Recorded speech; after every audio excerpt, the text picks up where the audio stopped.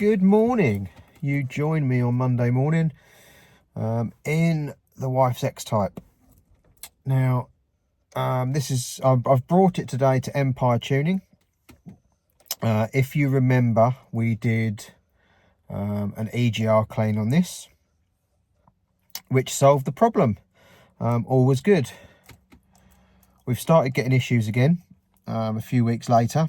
So we are now at Empire to have them dealt with, if you know what I mean. So I don't know if I'll be able to film anything, but I'm just waiting for him to come out because I'm sort of here. He's just going to fit this in between jobs. So if I can, I will. If not, I'll report back when it's done. Right, had a bit of a fail yesterday. The X-Type wouldn't allow adjustments through the OBD. Empire didn't have time to do it by taking the ECU out, so we come home and we're no better off. Then I took the X-Type somewhere else just to see whether they could do it, and they couldn't either. So it's definitely ECU's got to come out, but there's a special 5-pointed Torx that holds the ECU in. I don't have any of those, so I've had to order one, so that's had to go on the back burner. So then I took the XJ. And that needed similar software updates, let's say, and that couldn't be done with his machine either. He tried a homemade one that he developed a little while ago, and that allowed it, but as part of it we got a bit of a remap. First remap, it flew up loads of codes, so I went back, cleared the codes, modified the map, went out again, got a single code, come back, modified the map, went out, got the same code again. It is basically saying the injectors aren't strong enough, or at least one of them isn't. So what we did, we mildly mapped it. To be fair, I wasn't that bothered about the map anyway, but he said it's all part of the service. So basically it's gone to a bit of a more of a milder map, and the codes that we were trying to get rid of have gone, but we have found one more. The issue was, when you code read it, the code was 0000, which doesn't tell you a great deal, but it gives me restricted performance, but only if you really give it some beans. So we thought it might have been overboosting, or again the fuel, but the code is not displaying that. It is just a blank code. The only thing we have noticed, which I will show you now if it brings it back up, because I've left it overnight to see if this code is still there, or this anomaly is still there on the live data. So let me show you that. Right, so as you can see there, we are cold. We haven't started it yet, and we're just going to do a quick code scan to see if anything comes up. At the minute, we got 0, so it's all right. I'll come back to you when it's done. Right, so with that done, yep, we have 0 codes in the system. So I'm going to start it up now and look at the live data, and I'll show you what the anomaly we found yesterday was to see if it's still there. Right, and with a freezing cold car, we have the DPF temperature sensor is showing 1020 degrees. So that tells me that there's a fault with the sensor or the wiring, because obviously it's not 1020 degrees when cold, and we were getting 1020 degrees after we'd been out on a run, and it was still too hot after it's been on a run, but I wanted to check when it was cold. So we need to get it up in the air quickly and just check the connections just to make sure. So it's pre-DPF temperature sensor. So let's have a look. Right, so with it unplugged, it's still showing 1020 degrees. So it's obviously the same whether it's plugged in or not, which tells me it's a dodgy sensor. So I'll have to look one of those up now. Okay, with a bit of digging, with the software update that's been done, that is probably the correct value it should read. So at the minute, I'm not going to go ahead and order a sensor. I think I'm going to drive it a bit more and see if that fault comes back, and what code it develops this time. If it keeps saying 0000 with no actual code, then yeah, we might have to look a bit deeper. But yeah, I don't know at the moment. It's a pain with a blank code, because how can you reference it? We were just sort of guessing, but as I say, a bit of Googling shows that value is probably correct for the software update that was done. But anyway, we have a smart car in the workshop now. I haven't worked on a smart car for ages. This rear wheel is pretty much locked on. It's got C's brake on this corner. So let's take the wheel off and have a look. Oh, see, it's proper seized on. Sorry for the noises, but yeah, that's really tight. Right, we've cleaned up the drum and adjusted the mechanism. The ratchet clip had come off, so it was kind of a bit trapped, but we've now got a free wheel, so hopefully let's do a road test and see if it's all right. Right, well, I took it all apart, cleaned it all up, put it all back together, went down the road, come back, and it was seized on again. This side of the cylinder seems to move. This side I can't compress at all. So I think what's happening is it's going out and just staying out. So I've ordered a new wheel cylinder, so hopefully that will turn up. We'll put that on and see if that makes a difference. Fingers crossed. Oh, and also I've advised a new set of shoes, but for the minute that's not happening. So I'm sure we'll put some on there at a later date, but for now let's just try and get it working. Right, the smart car's gone back. That's all good. Brakes are working. Done a few handbrake turns, done a few heavy break-ins, and then you can still just push the car nice and freely. So that's obviously what it was. So sorted. Right, next job. So we're back out in the Jag this morning, and we've got restricted performance again, and still no codes. So I have no clue what it is at all. How annoying. So it turns out I don't need to cut the tailgate to get these in, because I can just swap them for the MG ones. Right, the plug's different, but I'm gonna put spades on there. So we'll do that. Okay, so I swapped them lights out, and we now have the Rover BRM tailgate on there. I had to swap the lock out. I forgot, obviously, about the lock. I shut the boot, couldn't open it. It was deadlocked with a key. So I had to get in from the back, or from the front, sorry, pop the boot, and then change the one over off the BRM tailgate. But there we go. So we've got that on. I've just chucked some rear lights in it, and we've got the spoiler bolted on. So we are getting there. This is the damage I said about on this tailgate, but that's easily rectified. Yeah, just ticking off little jobs, because I want to get the BRM on the lift so I can start getting some more bits off. The fuel filler neck, which obviously I didn't realise this is missing one, so I want to get that off. And also got to cut this front off, because I need the outer side of the front panel. So I need that welded in, but I want to cut a big chunk off just to make sure I've got everything I need before it goes off for scrap, and also strip the engine bay. But I want to do that on the lift, but I've got a car coming in tonight that I need to get on the lift tomorrow, so it's going to have to hold off. So I'm just pottering around doing some odd jobs while I, to kill some time. So I don't know what to do next. I might just put the rear bumper on so it's off the floor.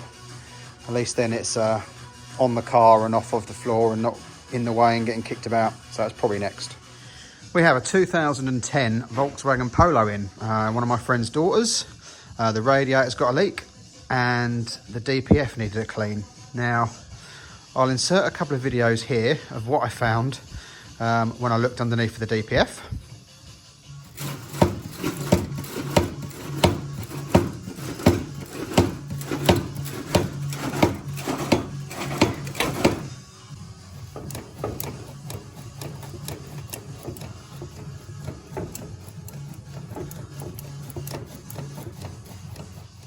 As you can see, it's toast. So I've tied him in his new one. So apparently there's going to be a new one on the way. I've stripped all this down. It's pretty much ready for the rad to come out. The new one has arrived in that box there. I didn't film any of the taking apart because I've never done one before. So it was a bit of a learning curve for me. But what I'll do, I'll show you as it goes back together. And then obviously it'll be the reversal of refitting. So we are here and we are ready. I did try and take it out the back, as in leave the front end on, took the fan off, a bit tight, but it come out, and I couldn't get the rad out. Reason being is because the aircon condenser is bolted to it at the front, and you can't get to the bolts without removing the front end. So yeah, all that to come off. So, new rad. So it's bolted on with 2 bolts here on the air condenser and 2 bolts there, and we'll get that off. And then we'll have to see how it's fixed on with the intercooler. I think it just slides on, but we'll have a look. So let's get the aircon condenser unscrewed first. The intercooler does just clip on the bottom of the rad, so we're all good. Right, so let's open the new one and see what we've got to change and make sure it's the right one as well. Right, so we've clipped the intercooler on the bottom. We've put in the temperature sensor and the mount bushings on the end.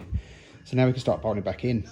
Right, so after bolting the aircon condenser back to the rad, I've put the fan back on and plugged it in on the big connector down here. Hang on. There you go, big connector down there. I've also put this hose back on and then I'll plug in the temp sensor, and then we can probably look to start getting the front panel bolted back on. Right, so it's slotted back into its mounts in the bottom, you can see there, and then the side things slide into the panel there, and then yeah, we can lift the panel back up and bolt it back on the wing there for a start, and that will hold it in position. I've just temporarily, well I say temporarily, I've just put the bolts in there loosely just to hold it up where it needs to be. So next, I believe, if I remember rightly, is the front panel. The crash bar needs to go back on next, and then that will locate this. Oh, actually there is something else. Oh no, that is, it's once the crash cart bar goes back on, the front panel bolts to it on the side as well. So let's lift that back on now. Right, so we've bolted the front panel back on. Tried to line it up with the marks that are already there, so hopefully it's in the right place. Then these two, it's that torch is showing, it's better to show from this side. We've got this one here that holds the carrier on, and the one underneath holds it on the side. And then you've got the one of these either side there and there that holds the actual radiator mounts to the front panel. So that's now all solid. So next job will be probably screwing this splitter back on. I did need to take it off, sorry for the bumper. So no, maybe that's last. Next will be the headlight landing panels. I'll just bring it down, I'll show you those. Okay, so I've put in the two top hoses, the main top hose and the small top hose. And I've bolted in the headlight landing part, tightened up that, and now this is all back on. I can use the bonnet stay and get rid of the bit of wood. So I've got to put this on the other side, and then we can start putting the headlights in. Right, and that's the headlights back in. As you can see from the crash bar, this has had a little knock, so the headlights aren't exactly how they should be, but basically they clip down here, they slot in a clip there, and then there's two bolts. Unfortunately, this one doesn't clip there, but is screwed in from the bottom, and this one doesn't bolt up there, but it does clip in here. So yes, we can only put it back as how we found it. So next will be the bumper. So it turns out I had to bolt this lower spoiler back on before the bumper goes on, because you can't clip it into the bumper once the bumper's on. So there you go, so make sure you do that. Right, the bumper clips in here, both sides. It has two slots under the headlights. It clips in along here on the bracket that I put in for the headlights, and then there's bolts, one up and three down on the arch liner, both sides. If you've got fog lights have to come off before the bumper does, and obviously the bumper goes on, then the fog lights go on. But as this one hasn't, it's pretty simple. Right, front bumper's back on. I've put on the induction hose from the airbox to the grille. That didn't need to come off, to be fair. I took it off when I thought I might be able to get the radiator out the top, so that's not something you have to do. You just got to unclip it. So next is to put the intercooler hoses back on. We've got one that goes from there to here, and then one that goes from there to there. Right, grille's back on. That just clipped in the bumper, clipped in the slam panel, and then there's two Torx holding that down. So now we've just got to fill it with coolant, bleed it up, and this is done for the radiator. The next job is the DPF. We've got to get the DPF off because they've ordered a new one because this one's broken.